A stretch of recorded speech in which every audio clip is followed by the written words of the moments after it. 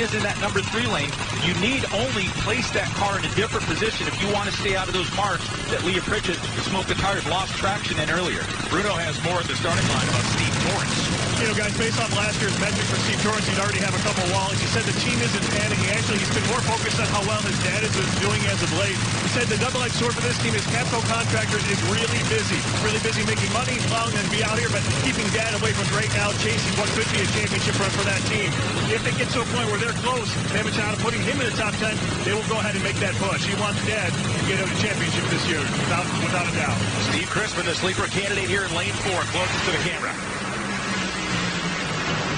Chrisman smokes the tires, and it will be Steve Torrence running across the finish line first, and Doug Kallita running across the finish line second. A very, very tight drag race there between lanes 2 and 3. See, we don't just talk about the quicker reacting drivers. What happened in this race, this was a whole shot win. Yeah. This is exactly what we've been talking about. Terry McMillan was good off of the starting line, but the quickest driver based on the first 3 races and average reaction times has been Doug Kallita. Take a look.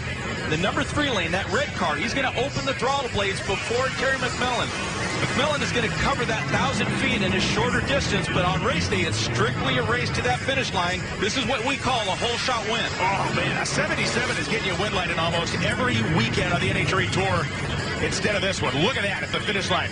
Torrence about 3/4 of a car length by, but the 2 top fuelers there with Torrence and with McMillan and Kallita side by side at the stripe, and we have Amanda at the top end. And Brittany will have both Steve and Doug Kallita in round 2. And Brittany, you told us during qualifying that you prefer lane 1 and 4. Having the 73 on your run, you will have second choice at lane choice. Does that what you prefer for race day? Absolutely. We want to run the best we can out here, and we want that lane choice, especially here. My crew chiefs had their eyes on a couple good lanes, so hopefully we'll grab one of those and go rounds. Next squad's going to be tough. It's definitely going to be a tough one, but I have all the confidence in this Advanced Auto Parts team and David Grubnick.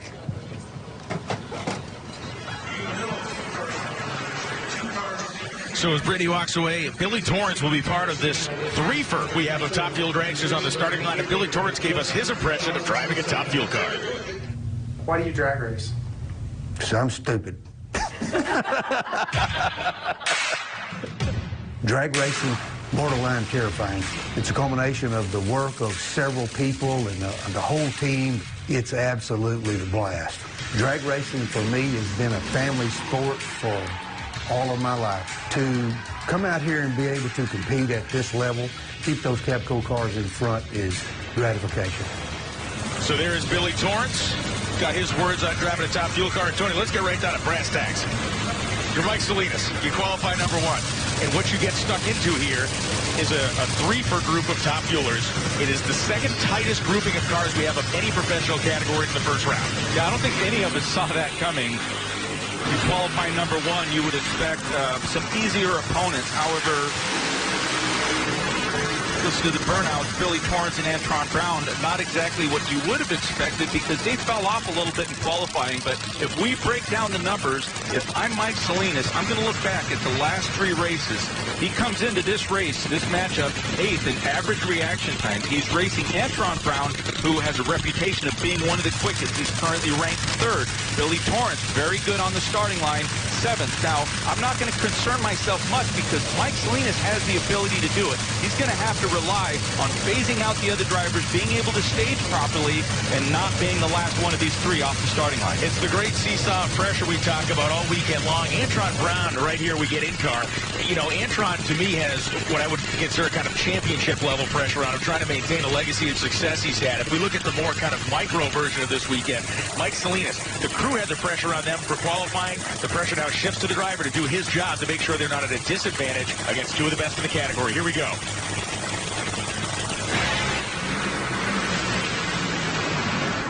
Billy Torrence was first off the starting line, but for him, a 396.6 moves him on. Mike Salinas was 3rd off the starting line, but does get to the finish line first as Antron Brown's car has problems. It goes 4.07 seconds. Salinas fell right where his normal reaction time goes. Antron Brown left on time, Tony, but the car was not underneath him. Yeah, Antron Brown, he was in this race. As we take a look in that number 3 lane, you can see Antron. He's going to leave the starting line.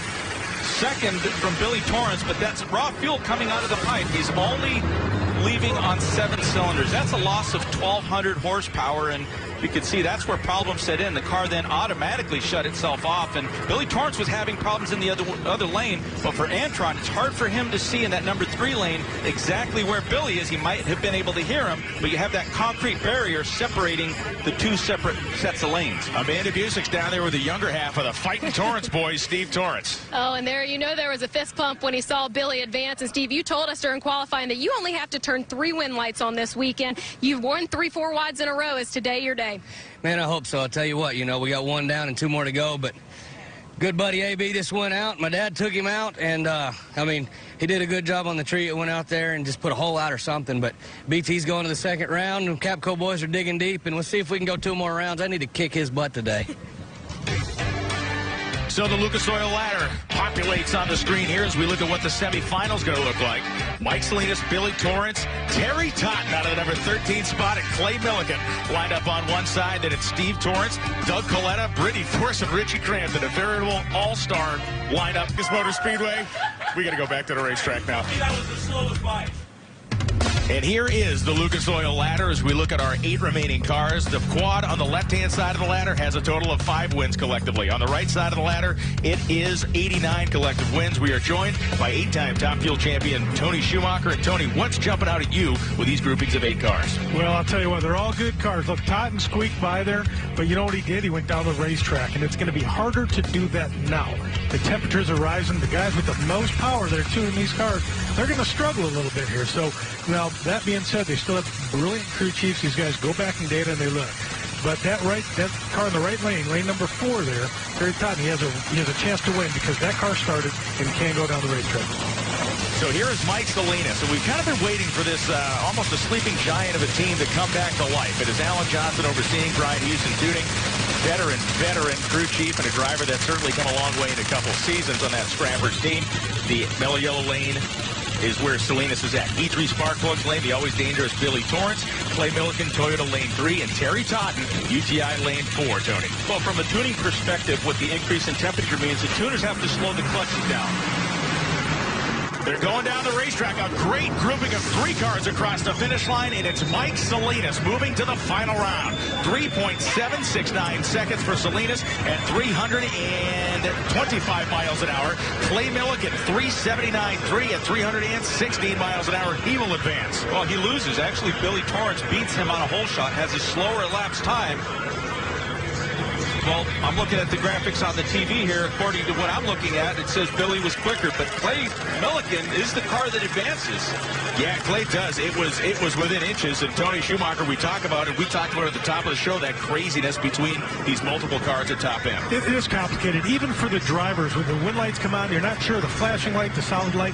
It's not what we do every day. It's like telling a baseball player to come play a football game and understand all the rules. We don't do it, so we can look back. It tells us who wins. These guys get to go on, but these drivers, they're sitting there scratching their head right now wondering what's going on. A lot of times on the starting line, the crew chiefs don't even know. And let's watch this again at the top end. Tony Pritchett looking at it. Oh, right off the starting line, Mike Salinas does a very good job. He knows that he's got a couple of tough customers in the other lane. He has the performance, and I talked about the adjustment that the tuners make. They have to slow the car down. Now, the heat doesn't have the same effect on this racetrack as it would most, because this is one of the smoothest racetracks on the circuit. So although the heat does have some effect, they don't really have to cripple the clutch to slow it down. So they're very systematic in how they do it, and you can see that the tire track. Top Fuel dragsters fills the air as we see the snow-covered mountains that surround this racetrack in the background.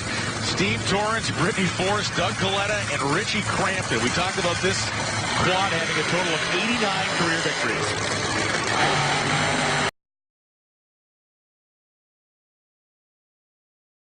Excuses. The fact is, I don't have this trophy. Steve Torrence in lane 1. Let's check out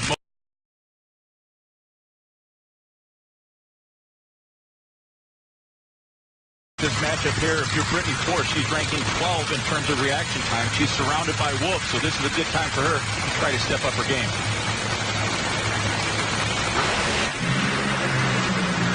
And she did. She was first off the starting line. Cramton smokes the tires, and Brittany Force, 3.769 seconds, is going to the final round.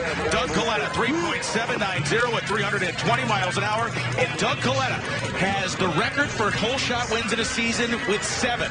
This is his 6th hole shot victory in 5 races of a 24-race season. Unbelievable. We talked about Brittany Force, Tony Schumacher, and trying to step up her game, and this is exactly what you have to do. Trust your instincts.